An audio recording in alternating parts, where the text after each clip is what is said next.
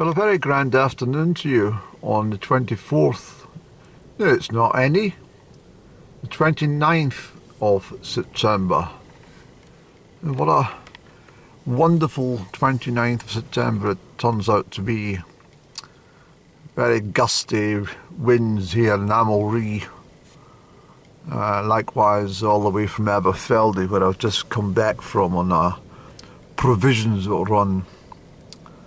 Rather mixed bag in Aberfeldy today, to be honest. I mean, I'd almost given up hope with the one of the females that really caught my eye for some time now, but I always find it's not the right place to, you know, show interest when somebody's in the workplace and they're just doing their job. It's not really the done thing, and different if you meet them in a coffee shop or a bar or something, or a restaurant, but even at a you know, a kind of fitting occasion, like you know, maybe a gymkhana or something, you know, with horses and stuff, show jumping and that type of thing.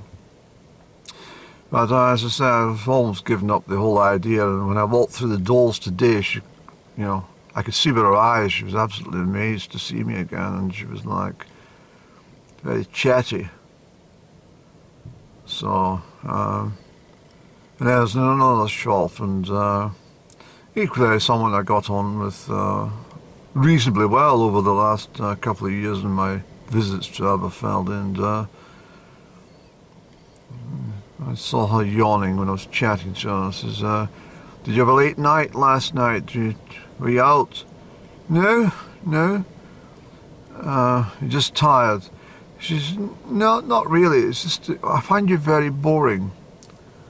I says, oh, yes, you've got a very tedious voice, and your subject matter it's not very interesting that you're talking to me about. I was kind of zoned out, and it's best to be honest. And I says, well, yeah, well, thanks very much. And she said, I hope you're not at all bothered with the fact I think you're a boring person. I says, no, not really.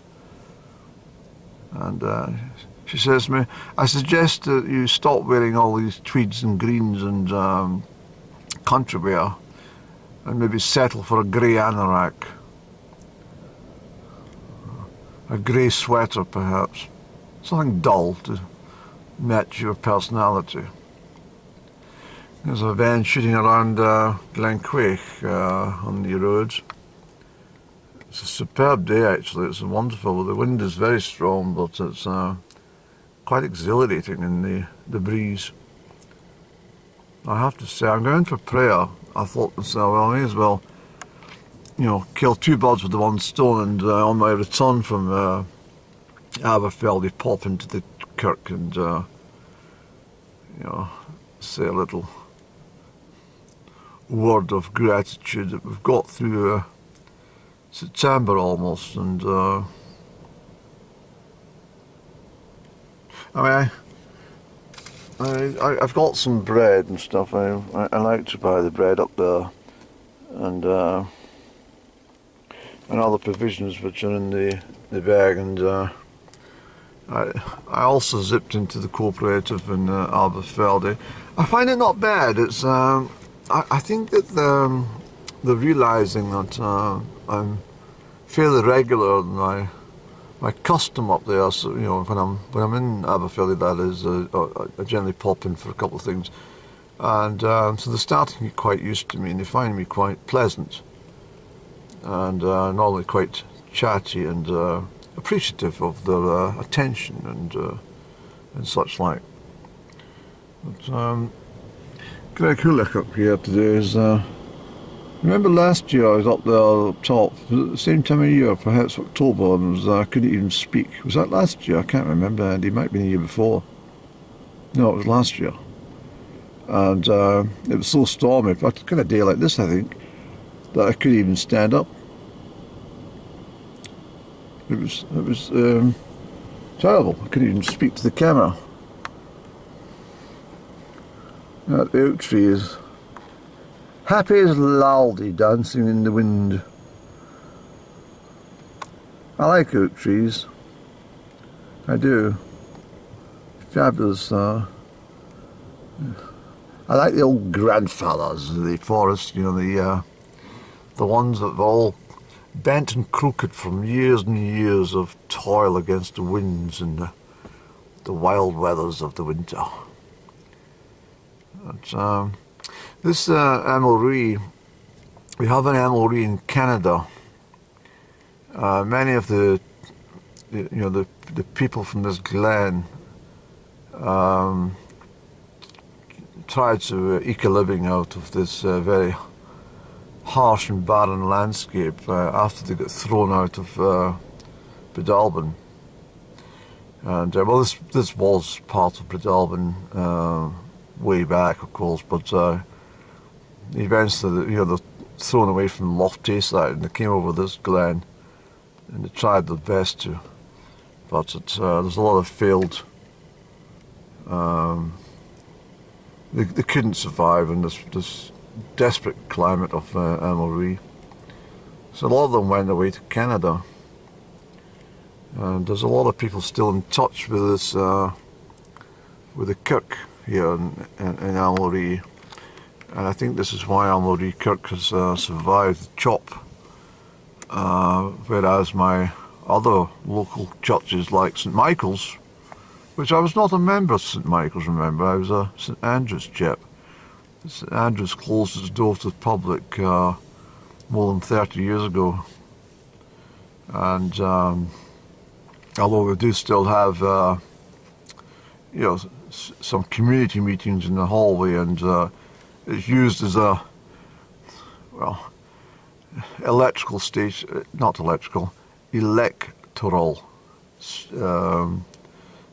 for for polling, for putting your cross in papers and sticking it in a ballot box. Vote at St Andrew's Church, can you believe it? And of course Monee Kirk and is closing its doors at the end of 2022 as well. And I was a member of Monee Kirk for the past 20 years now. Certainly quite sad that they finally closed the doors, but in saying that, the numbers became so low, and they amalgamated with Madarty and Gask and Falls Western to try and maintain a reasonable sized congregation so the minister didn't feel like he was talking to himself in church. But it's gone are the days where there's fabulous singing of hymns and organ players. I don't think anyone can play an organ anymore. It's really sad what's happening in such a short time scale on this planet. And everybody's got their little part in it as well. I think I mean, there's nothing better, particularly Easter, going to church on Easter Sunday. It's the most wonderful experience. And likewise, going to Harvest Thanksgiving festivals, it really is a pleasure. And to say thank you to good Lord for another season of fruits and vegetables and a healthy, decent harvest.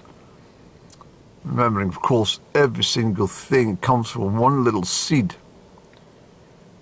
And when you plant that little seed, you've no idea what's going to come from it. But, I mean, if you think about my calendulas, for example, just a handful of little seeds popped into little trays and boxes and stuff like that, plant pots, and from that little dried up seed comes a wonderful flower. Beautiful flower. It's quite amazing, actually. It really is. And from a sleepy, a sleepy daffodil bulb or tulip bulb placed firmly into the earth and forget about it in September, October time, or maybe even into early November, you can still plant. And just forget about them, and lo and behold, on a bright, breezy March day, up they pop in bright yellows, and the the waving tulips in a April afternoon. It's wonderful to watch. So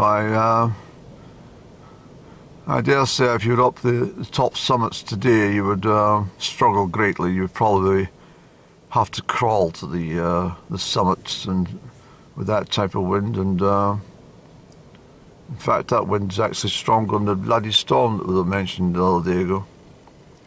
But there's no chat about this windy, breezy Friday afternoon in central Perthshire. And of course, the reason that Amulree is so damn cold.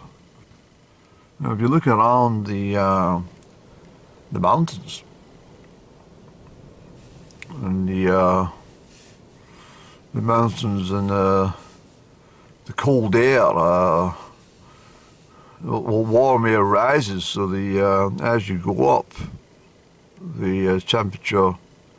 It's a kind of strange irony here, but the temperature falls about 3 degrees for every 1,000 feet that you elevate yourself, and so it's much colder up the tops as it is down in the valley. But in the evening time and the night time, the warm air, which has been heated up in the sunshine during the day, recedes. Sorry, the warm air then rises and the cold air falls into the valleys.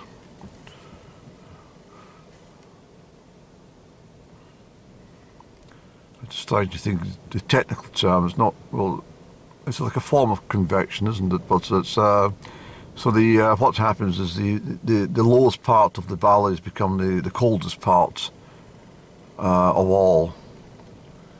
So if you're down that slope, for example, it would be much colder at night than it would be on the top of the mountains. You know, bitterly cold, frosty winter's night. But isn't the wind fantastic?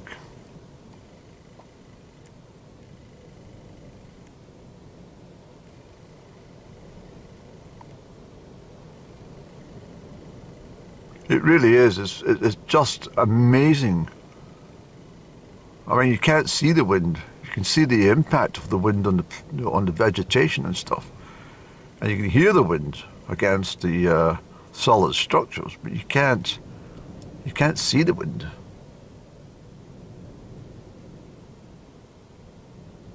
The wind is fabulous, Andy.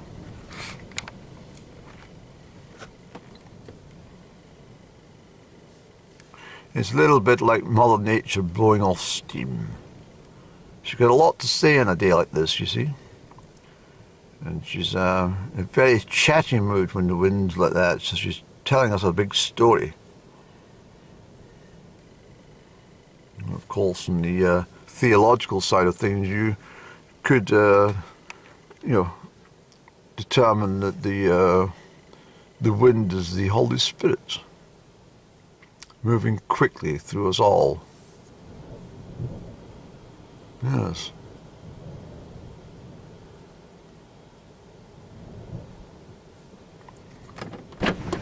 Can we hear the wind, Andy? Yes. Very blowy. So I think what we'll do, Andy, is we'll pop into the kirk. And we'll have a little prayer,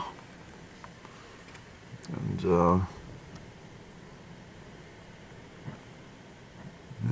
offer some thanks for today, for the weeks that have passed in the month of September.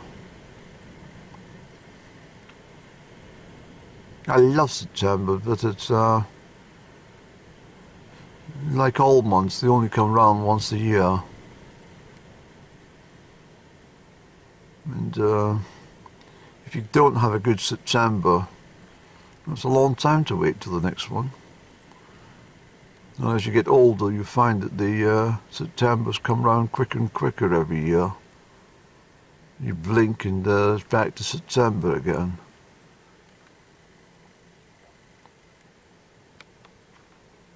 And one day you're sitting by the fireside, on the fireside chair, watching the embers and the grate, you know, just crackling about and over a log, perhaps a smidging of coal or something, a singular flame, or maybe one or two pointing upwards, burning away. And you sit there and you think to yourself about all the Septembers that's passed in your life. And the joy of being out and walking on stubble. Perhaps of the early autumn leaves that you were kicking around and scuffing through. The bright yellows and auburns, beautiful leaves. Of course, the dahlias all starting to fade in the garden, and the asters and the Michaelmas daisies, which are long gone. The chrysanthemums still in bloom. Yes, fading ever so slightly on the edges with a tinge of brown as the lack of daylight and the early evening frost starts to, well, not so much the penetrating frost will certainly turn everything dark, black, eventually. And the winters will become very cruel.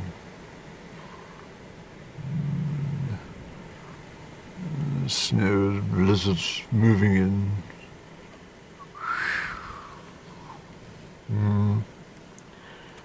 I think, Annie, what we'll do, we're going for a little prayer, and I think we'll pop over. I don't know if you can see this over the other side of the little gateway, but there's abundance of nettles there. I think we should gather some nettle seeds while we're here. What do you think, Annie? I think that's a fantastic idea. Yes, we'll get some nettle seeds. No harm done.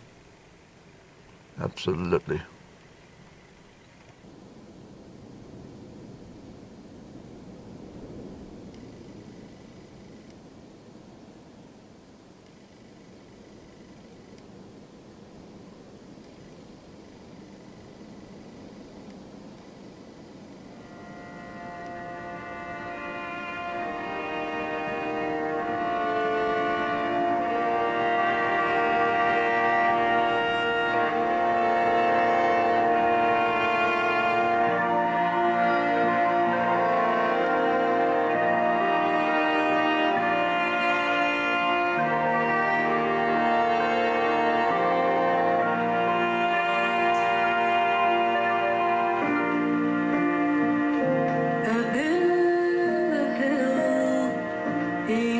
Stars burning.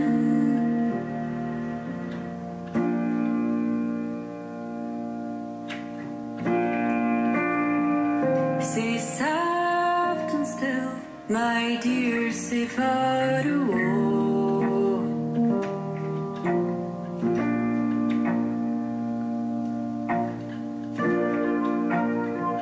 There's ne'er a wind, new day to night is turning.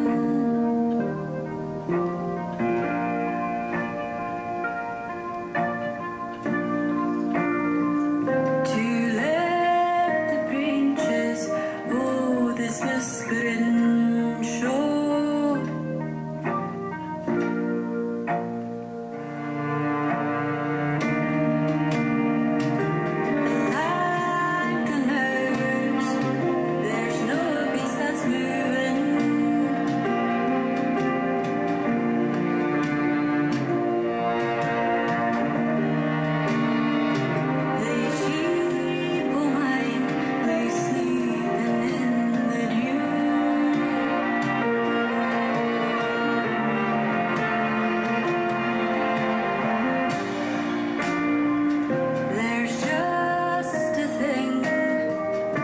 that's wearying and roving.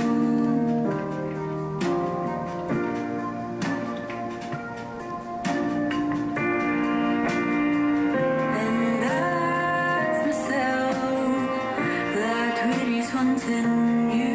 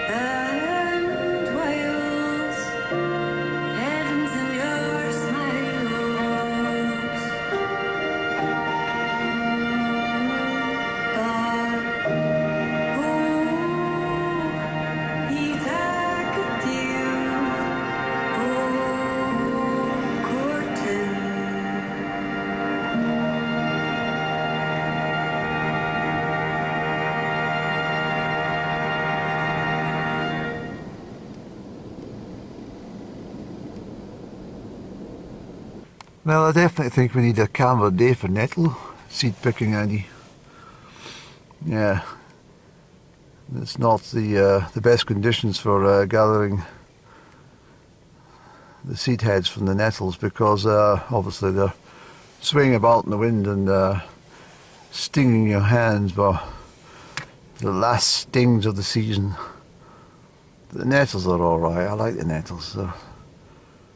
They're good, good plants, very healthy for you. Just remember, these nettles will all die back. You won't see them again until perhaps the month of March. So gather what you can, when you can. It's an absolutely fabulous day, it really is. It's wonderful to be out and enjoying all of God's creation, I have to tell you that. It's really, really fabulous. And anyway, I shall make my retreat southbound.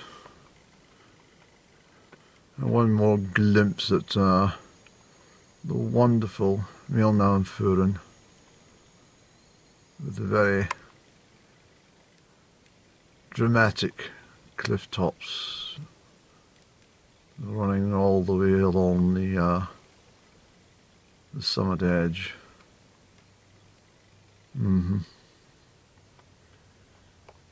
Yes, it's been a grand little visit. So I bid you farewell. We might pull in at the car park along the road just for an epilogue.